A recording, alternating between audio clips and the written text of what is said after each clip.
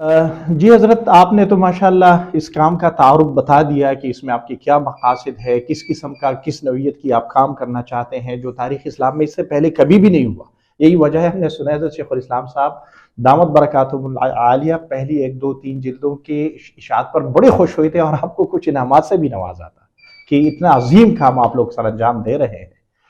तो अब ये साज ये बताएं कि इस काम की तरफ तवज्जो ज़हन कैसे किया, इसका पस मंज़र क्या है, किस तरह ये बात ज़हन में आई?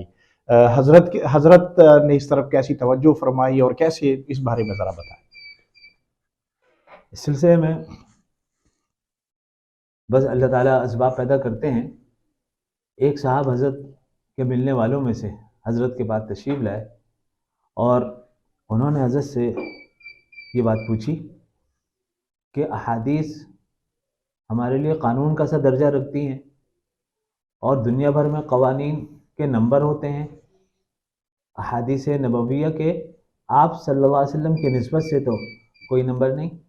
ऐसा होता कि फरमान नबवी सल्लल्लाहु अलैहि वसल्लम नंबर 1, नंबर 2, नंबर 3, कोई ऐसी नंबरिंग होती अहादीस नबविया की और जिसका हवाला देना भी आसान हो जाता।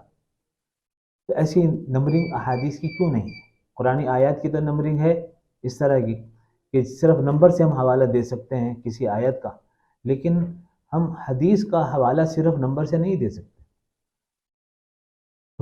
जब ये बात हज़रत शेखुल इस्लाम मुद्दज़िल्लुहुम के सामने रखी गई तो हज़रत भी सोच में पड़ गए और हज़रत ने कहा कि वाक़ईतन इस नौइयत का काम तो अब तक नहीं हुआ और ये एक अहम ज़रूरत है और इसके ऊपर काम होना चाहिए। ये काम ऐसा है कि इसको करना चाहिए और होना चाहिए। और फिर हज़रत के ही दिल में ये दाइया पैदा हुआ कि इस सिलसिले में कोई पेशरफ्त करनी चाहिए और अगर मुमकिन हो सके तो इस काम को अंजाम देना चाहिए। लेकिन साथ साथ हज़रत ने ये भी सोचा कि ये एक नए अंदाज का काम होगा, तो इस काम के करने से पहले अच्छा होगा कि इस मैदान के जो माहिरीन हैं और अहले इल्म हैं और ख़ास तौर पर इल्म हदीस से ताल्लुक़ रखने वाले हजरात हैं, उनसे मुशावरत की जाए और उनके सामने ये तजवीज़ रखी जाए और इस काम के बारे में पूछा जाए कि आया इस तरह का काम करना चाहिए या नहीं करना चाहिए।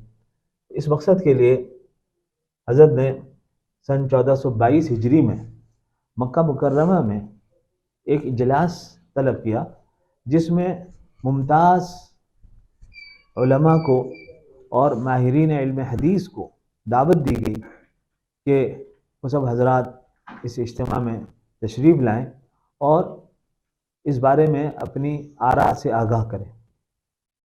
चुनांचे जब ये इजलास मुनाकिद हुआ तो हज़रत शेखुल इस्लाम मुद्दज़िल्लुहुम ने अपनी तकरीर में ये ज़रूरत इन सब हजरात के सामने रखी और इन हजरात के सामने ये ज़रूरत रखने के बाद ये सवाल आया कि आया इस तरह का काम करना चाहिए या नहीं करना चाहिए। तो तमाम हजरात ने बिल इत्तिफाक मुकम्मल मुआफ़क़त का इज़हार किया कि ये काम बहुत ज़रूरी है और इंतहाई अहम है और इसको होना चाहिए और ज़रूर करना चाहिए। जब ये इब्तिदाई मुआफ़क़त हासिल हो गई तो उसके बाद अगला सवाल ये था कि इस काम को कैसे अंजाम दिया जाए और इसका क्या तरीक़ेकार हो और इसका कोई एक बुनियादी खाका वज़ा किया जाए, कोई बुनियादी मनहज इसका तय किया जाए कि जिसके ऊपर चलते हुए ये काम अंजाम दिया जाए। इस सिलसिले में हज़रत ने कुछ ही अरसे के बाद एक दूसरा इजलास मदीना तय्यबा में तलब किया और वहाँ पर ये हजरात दोबारा जमा हुए और इस काम की तफसीलात पर गौर किया गया कि इस काम को कैसे अंजाम देना चाहिए और इसका हज़रत, क्या ये मनहज जो होना चाहिए। हज़रत ने बुलाए थे पूरी दुनिया से बड़े बड़े उलमा, जिससे अंदाज़ा होगा इस काम की अहमियत क्या है, वो उसमें कौन कौन शरीक थे हज़रत? इस जमात के अंदर और इस मीटिंग के अंदर जो बड़े बड़े उलमा तशरीफ़ लाए थे उनमें नुमायाँ तौर पर डॉक्टर मुस्तफ़ा आज़मी साहब रहमतुल्लाह अलैह उस वक़्त हयात थे। डॉक्टर मुस्तफ़ा आज़मी जो हैं इनको मलिक फ़ैसल अवार्ड मिला हुआ है हदीसी खिदमत کے سلسلے میں وہ بھی تشریف لائے تھے. ڈاکٹر شیخ یوسف القرضاوی کا نام موجود ہے. حضرت صدر صاحب حضرت مفتی اعظم پاکستان مفتی محمد رفیع عثمانی صاحب بھی اس میں تشریف فرما تھے. ڈاکٹر عبد الملک بن بکر عبداللہ القاضی جو حدیث کے اندر کئی مصنفات کے مصنف ہیں وہ بھی تشریف لائے تھے. ڈاکٹر محمود طحان حال ہی میں جن کا انتقال ہو گیا رحمہ اللہ تعالی، ان کا نام بھی موجود ہے. ڈاکٹر عبدالستار ابو غدہ جو ہیں یہ بھی تشریف لائے تھے.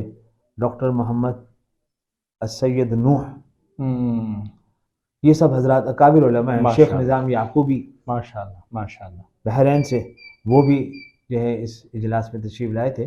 تو جو ہے ایک چوٹی کے منتخب علماء کرام جو ہے وہ تقریباً گویا کہ دنیا کی چھوٹی کی ممالک کی علماء کی نمائندگی تھی. جی ماشاءاللہ ماشاءاللہ. تو دوسرا اجلاس مدینہ منورہ میں دوسرا اجلاس مدینہ منورہ میں منعقد ہوا، اور اس اجلاس میں اس کام کے عملی خطوط کو طے کیا گیا. اچھا کہ اس کام کے عملی خطوط کیا ہو. اچھا. اور بنیادی مآخذ اور مصادر کے بارے میں بھی کچھ مشاورت ہوئی اور کچھ بات چیت ہوئی. لیکن سب سے اہم سوال یہ تھا کہ یہ کام کہاں اور کس ملک میں انجام دیا جائے، اور یہ اس کی ذمہ داری کون اٹھائے. شروع میں تو یہ تجویز آئی کہ یہ کام معمولی کام نہیں ہے، بہت بڑا کام ہے. اس وجہ سے کہ کسی بھی حدیث کو نمبر دینے کے لیے ضروری ہوگا کہ اس حدیث کے ساتھ اس کے طرق کو بھی جمع کیا جائے. احادیث کے سینکڑوں بسا اوقات ہزاروں طرق ہوتے ہیں. اب ہم جب کسی حدیث کو ایک عالمی نمبر الاٹ کرنا چاہتے ہیں تو ضروری ہوگا کہ اس حدیث کے ساتھ اس کے جتنے بھی طرق پھیلے ہوئے ہیں ان سارے طرق کو واپس اکٹھا کیا جائے اور ایک جگہ جمع کیا جائے اور اس پورے مجموعے کو ایک نمبر الاٹ کیا. تو مطلب یہ ہوا کہ جمع احادیث کے سلسلے میں ہم صرف کسی ایک آدھ طریق پر اکتفا نہیں کر سکتے، تمام طرق کو جمع کرنا ہوگا اور اس کے بعد نمبرنگ کا کام کرنا ہوگا.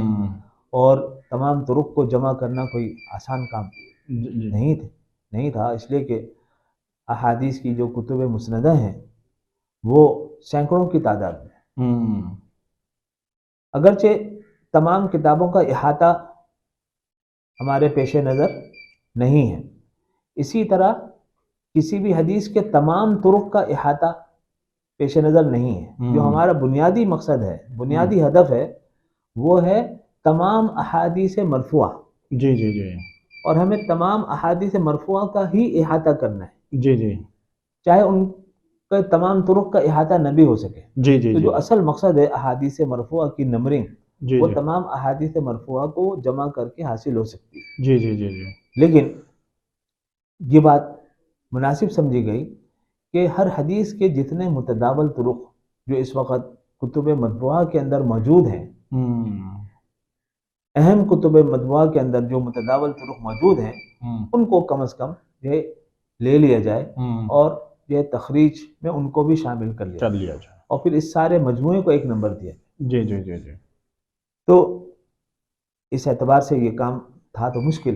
جی جی. تو بہت سے حضرات کی رائے یہ ہوئی کہ یہ ایک بڑا کام ہے اور مشکل کام ہے، یہ کام کئی ممالک پر تقسیم کر دیا جائے. جی. کچھ کام سعودی عرب میں ہو، کچھ مصر میں ہو، کچھ پاکستان میں ہو. جی جی. اس طرح کا تقسیمہ کار ہو جائے. لیکن جب اس کی گہرائی پر غور کرنا شروع کیا گیا تو اندازہ ہوا کہ اس میں بھی مشکلات ہیں. اس لیے کہ جب کام کو کئی جگہوں پر پھیلا دیا جائے گا تو ایک تو کام کے معیار میں یکسانیت نہیں رہے گی، کوئی کسی انداز سے کام کر رہا ہوگا، کوئی کسی انداز سے کام کر رہا ہوگا.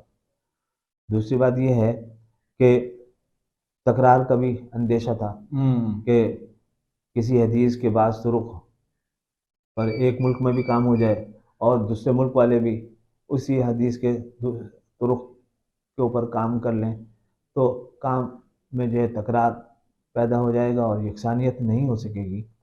تو ڈاکٹر مصطفیٰ اعظمی صاحب کی رائے یہ تھی کہ اس کام کو جو ہے پھیلانا نہیں چاہیے، کسی ایک پلیٹ فارم سے ہی یہ سارا کام ہونا چاہیے. اور انہوں نے تجویز پیش کی کہ سر دست یہ کام پاکستان میں ہو اور دارالعلوم کراچی میں اس کو انجام دیا جائے.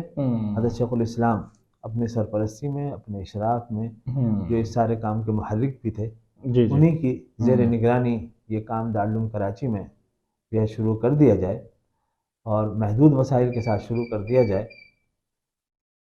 دارالعلوم کے پاس ماشاءاللہ فضلاء کی ایک ٹیم موجود رہتی ہے اور جو ہے افرادی قوت الحمدللہ یہاں اچھی ہے. انشاءاللہ جو ہے یہاں پر اتنی زیادہ مشکلات پیش نہیں آئیں گی انشاءاللہ. بس پھر انشاءاللہ اگلا سوال طے حضرت ہوا آپ تھا. سے یہ پوچھیں گے کہ آغاز کیسے ہوا، وہاں سے طے ہوا، اگلے انٹرویو میں آپ سے مخاطب ہوں گے، یہ بات ہوگی انشاءاللہ کہ پھر کیسے، کب ابتدائی اجلاس ہوا، کیسے آغاز ہوا، اس پر آپ سے انشاءاللہ اگلی نشست میں گفتگو کریں گے. جزاکم اللہ.